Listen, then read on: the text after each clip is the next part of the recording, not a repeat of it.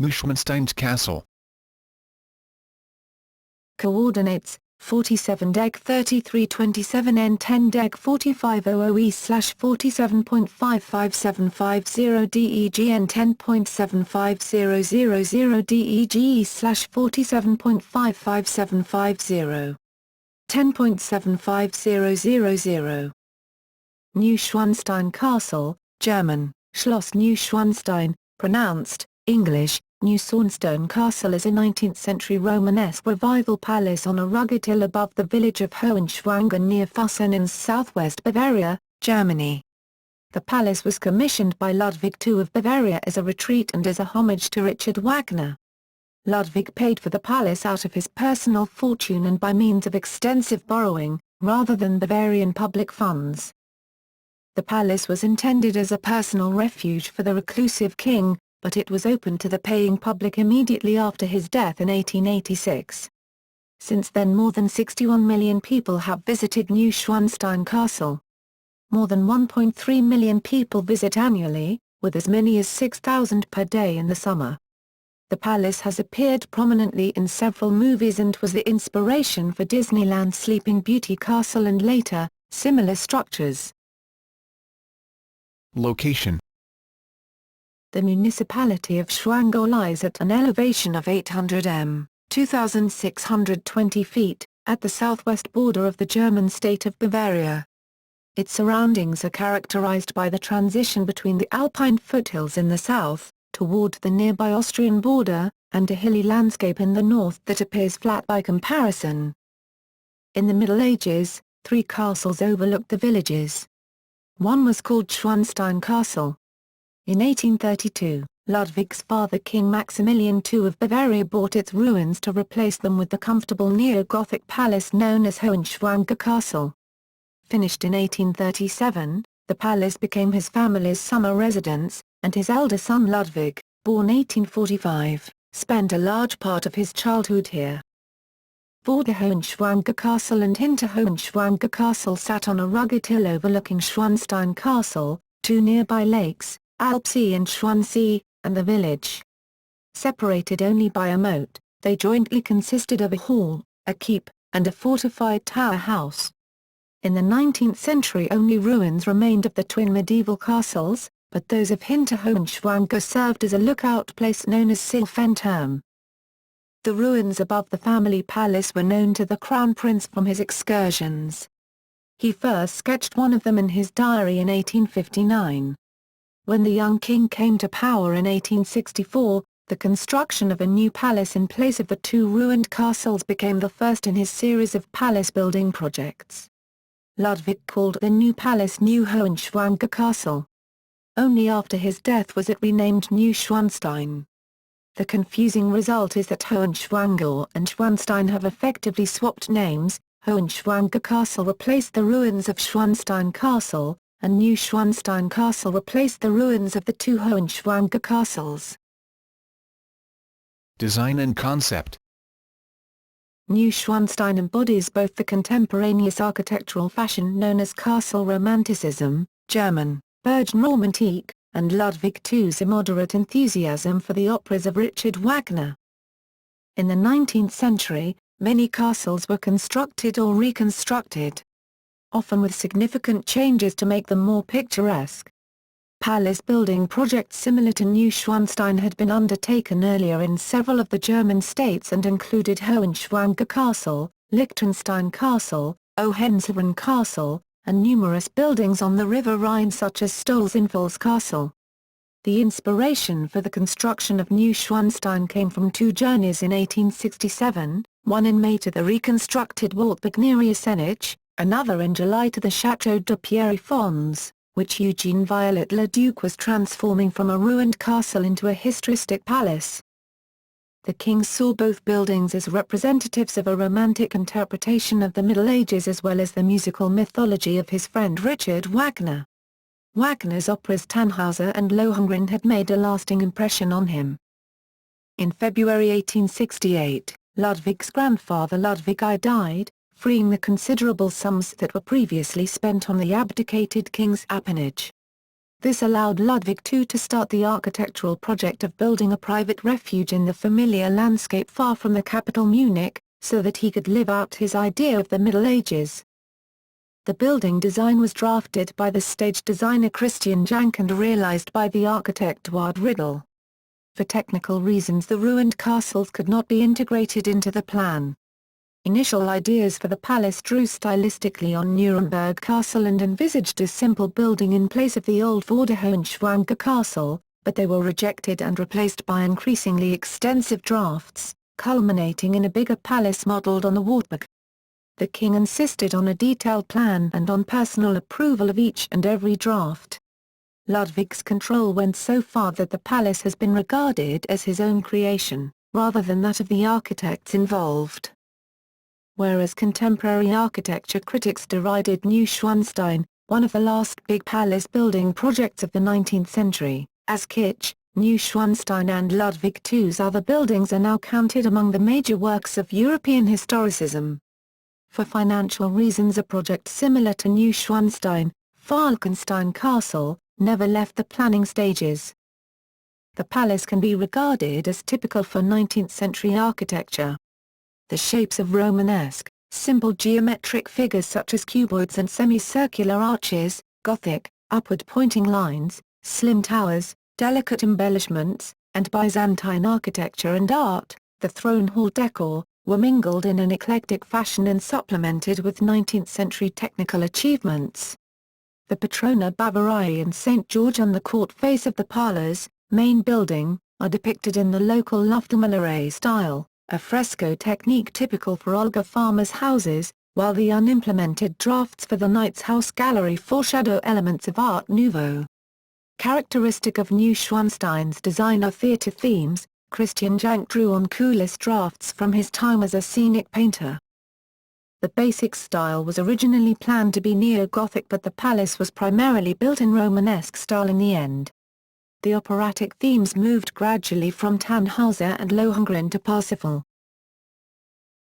Construction. In 1868, the ruins of the medieval twin castles were completely demolished. The remains of the old keep were blown up. The foundation stone for the palace was laid on September 5, 1869. In 1872 its cellar was completed and in 1876, everything up to the first floor, the gatehouse being finished first. At the end of 1882 it was completed and fully furnished, allowing Ludwig to take provisional lodgings there and observe the ongoing construction work. In 1874, management of the civil works passed from Eduard Riedel to Georg von Dollmann. The topping out ceremony for the palace was in 1880, and in 1884, the king was able to move into the new building. In the same year the direction of the project passed to Julius Hofmann, after Dollmann had fallen from the king's favor. The palace was erected as a conventional brick construction and later encased in various types of rock. The white limestone used for the fronts came from a nearby quarry. The sandstone bricks for the portals and bay windows come from Schlariedorf in Württemberg. Marble from Untersberg near Salzburg was used for the windows, the arch ribs, the columns and the capitals. The throne hall was a later addition to the plans and required a steel framework. The transport of building materials was facilitated by scaffolding and a steam crane that lifted the material to the construction site. Another crane was used at the construction site. The recently founded Dampkessel Revisionsverein, Steam Boiler Inspection Association, regularly inspected both boilers. For about 2 decades the construction site was the principal employer in the region. In 1880, about 200 craftsmen were occupied at the site, not counting suppliers and other persons indirectly involved in the construction. At times when the king insisted on particularly close deadlines and urgent changes, reportedly up to 300 workers per day were active, sometimes working at night by the light of oil lamps. Statistics from the years 1879–1880 support an immense amount of building materials, 465 tons, 513 short tons, of Salzburg marble, 1,550 t, 1,710 short tons, of sandstone, 400,000 bricks and 2,050 cubic meters, 2,680 cubic yards, of wood for the scaffolding. In 1870, a society was founded for insuring the workers, for a low monthly fee, augmented by the king. The heirs of construction casualties, 30 cases are mentioned in the statistics, received a small pension. In 1884, the king was able to move into the, still unfinished, parlors, and in 1885, he invited his mother Marie to Neuschwanstein on the occasion of her 60th birthday. By 1886, the external structure of the parlors, hall, was mostly finished. In the same year, Ludwig had the first, wooden Marienbrücke over the Pollet Gorge replaced by a steel construction. Despite its size, Neuschwanstein did not have space for the royal court, but contained only the king's private lodging and servants' rooms. The court buildings served decorative, rather than residential purposes. The palace was intended to serve Ludwig II as a kind of inhabitable theatrical setting. As a temple of friendship it was also dedicated to the life and work of Richard Wagner, who died in 1883 before he had set foot in the building. In the end, Ludwig II only lived in the palace for a total of 172 days. Architecture. The effect of the Neuschwanstein ensemble is highly stylistic, both externally and internally. The king's influence is apparent throughout, and he took a keen personal interest in the design and decoration. An example can be seen in his comments, or commands, regarding a mural depicting Lohengrin in the parlors. His Majesty wishes that the ship be placed further from the shore, that Lohengrin's neck be less tilted, that the chain from the ship to the swan be of gold and not of roses, and finally that the style of the castle shall be kept medieval. The suite of rooms within the parlors contains the throne room, Ludwig's suite, the singers' hall, and the grotto. Throughout, the design pays homage to the German legends of Lohengrin, the Swan Knight. Hohenschwangau, where Ludwig spent much of his youth, had decorations of these sagas. These themes were taken up in the operas of Richard Wagner. Many rooms bear a border depicting the various operas written by Wagner, including a theatre permanently featuring the set of one such play. Many of the interior rooms remain undecorated, with only 14 rooms finished before Ludwig's death. With the palace under construction at the king's death, one of the major features of the palace remained unbuilt. A massive keep, which would have formed the highest point and central focus of the ensemble, was planned for the middle of the upper courtyard but was never built, at the decision of the king's family. The foundation for the keep is visible in the upper courtyard. Neuschwanstein Castle consists of several individual structures which were erected over a length of 150 meters on the top of a cliff ridge. The elongate building is furnished with numerous towers, ornamental turrets, gables, balconies, pinnacles and sculptures. Following Romanesque style, most window openings are fashioned as being treforia. Before the backdrop of the Tegselberg and the Pollet Gorge in the south and the Alpine foothills with their lakes in the north, the ensemble of individual buildings provides varying picturesque views of the palace from all directions. It was designed as the romantic ideal of a knight's castle. Unlike real castles, whose building stock is in most cases the result of centuries of building activity, Neuschwanstein was planned from the inception as an intentionally asymmetric building, and erected in consecutive stages. Typical attributes of a castle were included, but real fortifications, the most important feature of a medieval aristocratic estate, were dispensed with. Exterior. The palace complex is entered through the symmetrical gatehouse flanked by two stair towers. The eastward-pointing gate building is the only structure of the palace whose wall area is fashioned in high-contrast colors. The exterior walls are cased with red bricks, the court fronts with yellow limestone. The roof cornice is surrounded by pinnacles. The upper floor of the gatehouse is surmounted by a crow-stepped gable and held Ludwig II's first lodging at Neuschwanstein, from which he occasionally observed the building work before the hall was completed. The ground floors of the gatehouse were intended to accommodate the stables. The passage through the gatehouse, crowned with the royal Bavarian coat of arms, leads directly into the courtyard. The courtyard has two levels, the lower one being defined to the east by the gatehouse and to the north by the foundations of the so-called rectangular tower and by the gallery building. The southern end of the courtyard is open, imparting a view of the surrounding mountain scenery. At its western end, the courtyard is delimited by a bricked embankment, whose polygonally protracting bulge marks the choir of the originally projected chapel. This three-nave church, never built, was intended to form the base of a 90-metre, 295-foot, keep, the planned centerpiece of the architectural ensemble. A flight of steps at the side gives access to the upper level. Today, the foundation plan of the chapel keep is marked out in the upper courtyard pavement. The most striking structure of the upper court level is the so-called rectangular tower, 45 meters or 148 feet. Like most of the court buildings, it mostly serves a decorative purpose as part of the ensemble. Its viewing platform provides a vast view over the Alpine foothills to the north. The northern end of the upper courtyard is defined by the so-called Knight's House. The three-story building is connected to the rectangular tower and the gatehouse by means of a continuous gallery fashioned with a blind arcade. From the point of view of castle romanticism, the Knight's House was the abode of a stronghold's menfolk. At Neuschwanstein, estate and service rooms were envisioned here. The bower, which complements the Knight's House as the Lady's House, but was never used as such, defines the south side of the courtyard. Both structures together form the motif of the Antwerp castle featuring in the first act of Lohengrin. Embedded in the pavement is the floor plan of the planned palace chapel. The western end of the courtyard is delimited by the parlors, hall. It constitutes the real main and residential building of the castle and contains the king's stateroom and the servants' rooms. The parlors is a colossal 5-story structure in the shape of two huge cuboids that are connected in a flat angle and covered by two adjacent high gable roofs. The building's shape follows the course of the ridge. In its angles there are two stair towers, the northern one surmounting the palace roof by several stories with its height of 65 meters, 213 feet.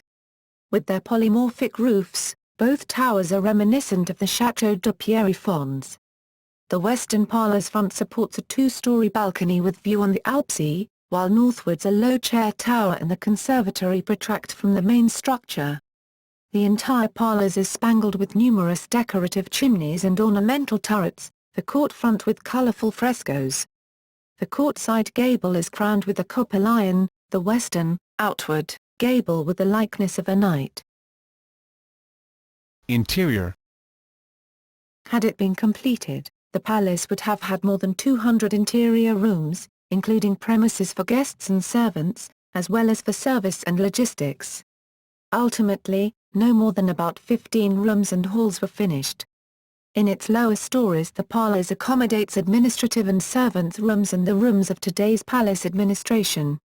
The king's staterooms are situated in the upper stories, the anterior structure accommodates the lodgings in the third floor, above them the Hall of the Singers.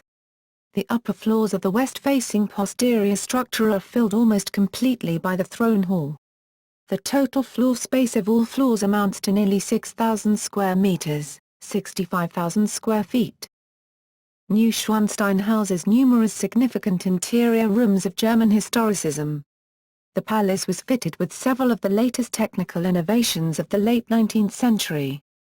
Among other things, it had a battery-powered bell system for the servants and telephone lines.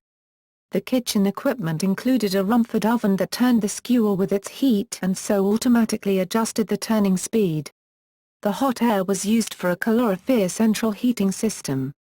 Further novelties for the era were running warm water and toilets with automatic flushing. The largest room of the palace by area is the Hall of the Singers, followed by the Throne Hall. The 27 by 10 meter, 89 by 33 feet, Hall of the Singers is located in the eastern, courtside wing of the parlors, in the fourth floor above the king's lodgings. It is designed as an amalgamation of two rooms of the Wartburg, the Hall of the Singers and the ballroom. It was one of the king's favorite projects for his palace. The rectangular room was decorated with themes from Lohengrin and Parzival. Its longer side is terminated by a gallery that is crowned by a tribune, modeled after the Wartburg. The eastern narrow side is terminated by a stage that is structured by arcades and known as the Sängerlob. The Hall of the Singers was never designed for court festivities of the reclusive king. Rather, like the throne hall, it served as a walkable monument in which the culture of knights and courtly love of the Middle Ages was represented. The first performance in this hall took place in 1933, a concert commemorating the 50th anniversary of Richard Wagner's death. The Throne Hall, 20 by 12 meters, 66 by 39 feet, is situated in the west wing of the palace. With its height of 13 meters, 43 feet, it occupies the third and fourth floors. Julius Hoffmann modeled it after the Illyria Legenhofkirche in the Munich residence. On three sides it is surrounded by colorful arcades, ending in an apse that was intended to hold Ludwig's throne, which was never completed. The throne dais is surrounded by paintings of Jesus, the 12 apostles and 6 canonized kings. The mural paintings were created by Wilhelm Hochschild. The floor mosaic was completed after the king's death. The chandelier is fashioned after a Byzantine crown. The throne hall makes a sacral impression. Following the king's wish, it amalgamated the Grail Hall from Parzival with a symbol of the divine right of kings, an incorporation of unrestricted sovereign power, which Ludwig as the head of a constitutional monarchy no longer held. The union of the sacral and regal is emphasized by the portraits in the apse of 6 canonized kings, St. Louis of France, St. Stephen of Hungary, St. Edward the Confessor of England, St. Wenceslaus of Bohemia, St. Olaf of Norway and St. Henry, Holy Roman Emperor. Apart from the large ceremonial rooms, several smaller rooms were created for use by Ludwig II. The royal lodging is on the third floor of the palace in the east wing of the palace. It consists of 8 rooms with living space and several smaller rooms. In spite of the gaudy decor, the living space with its moderate room size and its sofas and suites makes a relatively modern impression on today's visitors. Ludwig II did not attach importance to representative requirements of former times, in which the life of a monarch was mostly public. The interior decoration with mural paintings, tapestry, furniture and other handicraft generally refers to the king's favorite themes, the Grail legend, the works of Wolfram von Eschenbach, and their interpretation by Richard Wagner. The eastward drawing room is adorned with themes from the Lohengrin legend. The furniture, sofa, table, armchairs and seats in a northward alcove, is comfortable and homelike. Next to the drawing room is a little artificial grotto that forms the passage to the study.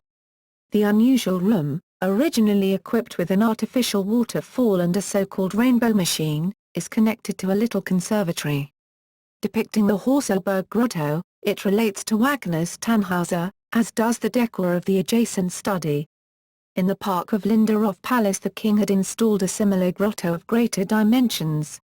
Opposite the study follows the dining room, adorned with themes of courtly love. Since the kitchen in Neuschwanstein is situated 3 stories below the dining room, it was impossible to install a wishing table, dining table disappearing by means of a mechanism, as at Linderhof Palace in Horentium am See. Instead, the dining room was connected with the kitchen by means of a service lift. The bedroom adjacent to the dining room and the subsequent house chapel are the only rooms of the palace that remain in neo-Gothic style. The king's bedroom is dominated by a huge bed adorned with carvings. 14 carvers worked more than 4 years on the bed canopy with its numerous pinnacles and on the oaken panellings. It was in this room that Ludwig was arrested in the night from 11 to June 12, 1886.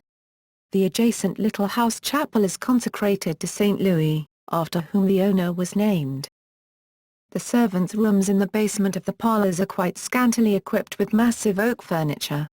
Besides 1 table and 1 cabinet there are 2 beds of 1.80 meters, 5 feet 11 inches, length each. Opaque glass windows separated the rooms from the corridor that connects the exterior stairs with the main stairs, so that the king could enter and leave unseen. The servants were not allowed to use the main stairs, but were restricted to the much narrower and steeper servant stairs. Funding. The king's wishes and demands expanded during the construction of Neuschwanstein, and so did the expenses. Drafts and estimated costs were revised repeatedly. Initially a modest study was planned instead of the Great Throne Hall, and projected guest rooms were struck from the drafts to make place for a Moorish hall, which could not be realized due to lack of resources. Completion was originally projected for 1872, but deferred repeatedly. Neuschwanstein, the symbolic medieval knight's castle, was not Ludwig II's only huge construction project. It was followed by the Rococo-style Lustschloss of Linderhof Palace and the Baroque Palace of Herrenchiemsee, a monument to the era of absolutism. Linderhof, the smallest of the projects, was finished in 1886, and the other two remain incomplete. All three projects together drained his resources. The king paid for his construction projects by private means and from his civil list income. Contrary to frequent claims, the Bavarian treasury was not directly burdened by his buildings. From 1871, Ludwig had an additional secret income in return for a political favor given to Otto von Bismarck. The construction costs of Neuschwanstein in the king's lifetime amounted to 6.2 million marks, almost twice the initial cost estimate of 3.2 million marks. As his private means were insufficient for his increasingly escalating construction projects, the king continuously opened new lines of credit. In 1876, a court councillor was replaced after pointing out the danger of insolvency. By 1883 he already owed 7 million marks, and in spring 1884 and August 1885 debt conversions of 7.5 million marks and 6.5 million marks, respectively, became necessary. Even after his debts had reached 14 million marks, Ludwig insisted on continuation of his architectural projects. He threatened suicide if his creditors seized his palaces. In early 1886, Ludwig asked his cabinet for a credit of 6 million marks, which was denied. In April, he followed Bismarck's advice to apply for the money to his parliament. In June the Bavarian government decided to depose the king, who was living at Neuschwanstein at the time. On June 9 he was incapacitated, and on June 10 he had the deposition commission arrested in the gatehouse.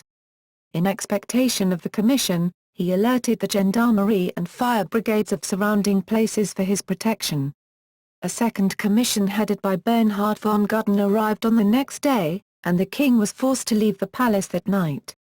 Ludwig was put under the supervision of von Gudden.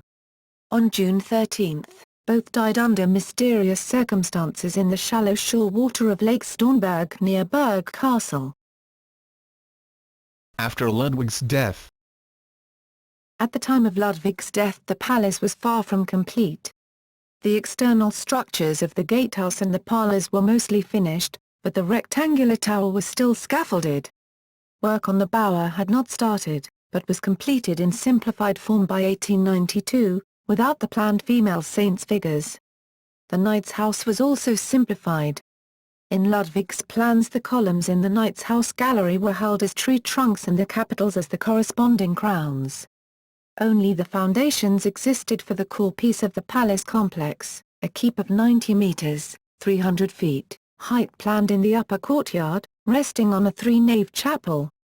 This was not realized, and a connection ring between the gatehouse and the bower saw the same fate.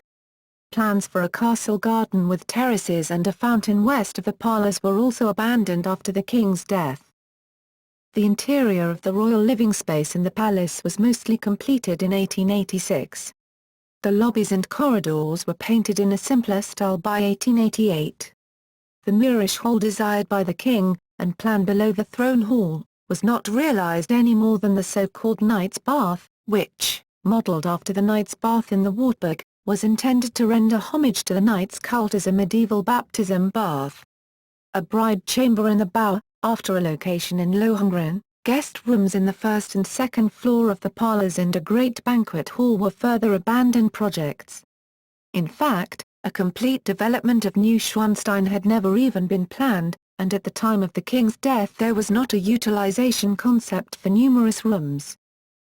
When Ludwig II died in 1886, Neuschwanstein was still incomplete.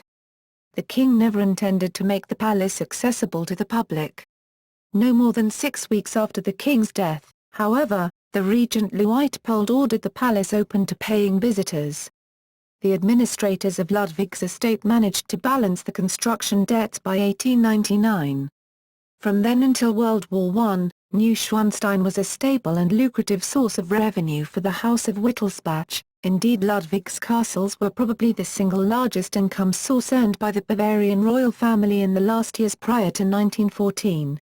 To guarantee a smooth course of visits, some rooms in the court buildings were finished first. Initially, the visitors were allowed to move freely in the palace, causing the furniture to wear quickly. When Bavaria became a republic in 1918, the government socialized the civil list. The resulting dispute with the House of Wittelsbach led to a split in 1923. Ludwig's palaces including Neuschwanstein fell to the state and are now managed by the Bavarian Palace Department, a division of the Bavarian Finance Ministry. Nearby Hohenschwanger Castle fell to the Wittelsbacher Ausgleichsfonds, whose revenues go to the House of Wittelsbach. The visitor numbers continued to rise, reaching 200,000 in 1939. Due to its secluded location, the palace survived the two world wars without destruction. Under the Reichslitter Rosenberg Institute for the Occupied Territories, Einsatzstab Reichslitter Rosenberg für die Besetzung Gebiet, a sub-organization of the Nazi Party, it served until 1944 as a depot for Nazi plunder from France. The works of art were catalogued photographically. After World War II, 39 photo albums were found in the palace, documenting the dimension of the robbery. The albums are now stored in the United States National Archives. At the end of the war, the German Reichsbank deposited gold in the palace, which in the last days of the war was taken to an unknown place. In April 1945, the SS considered blowing up the palace to prevent the building itself and the artwork it contained from falling to the enemy. The plan was not realized by the SS Gruppenführer who had been assigned the task, however, and at the end of the war the palace was surrendered undamaged to representatives of the Allied forces. Thereafter the Bavarian archives used some of the rooms as a provisional store for salvaged archivalia, as the premises in Munich had been bombed. Neuschwanstein is a global symbol of the era of Romanticism. The palace served as a model for the Sleeping Beauty castle of Disneyland and became a location for films such as Helmut Kortner's Ludwig II, 1955, Luciano Visconti's Ludwig, 1972, and Chutty Chutty Bang Bang, 1968. In 1977, Neuschwanstein Castle became the motif of a West German definitive stamp, and it appeared on an EU2 commemorative coin for the German Bundesländer series in 2012. In 2007, it was a finalist in the widely publicized online selection of the new 7 Wonders of the World. The palace is not on the list of UNESCO World Heritage Sites. In 2009, a plan was discussed to make it a transnational candidate jointly with Ludwig's Linderhof and Herrenchiemsee palaces and 2 similar palaces in Romania, Peel's Castle and Peliza Castle. Today, with 1.3 million visitors per year, Neuschwanstein is one of the most popular tourist destinations in Europe. For security reasons, the palace can only be visited during a 35-minute guided tour. There are also special guided tours that focus on specific topics. In the peak season from June until August, Neuschwanstein has as many as 6,000 visitors per day, and guests without advance reservation may have to wait several hours. Ticket sales are processed exclusively via the ticket center in Hohenschwangau.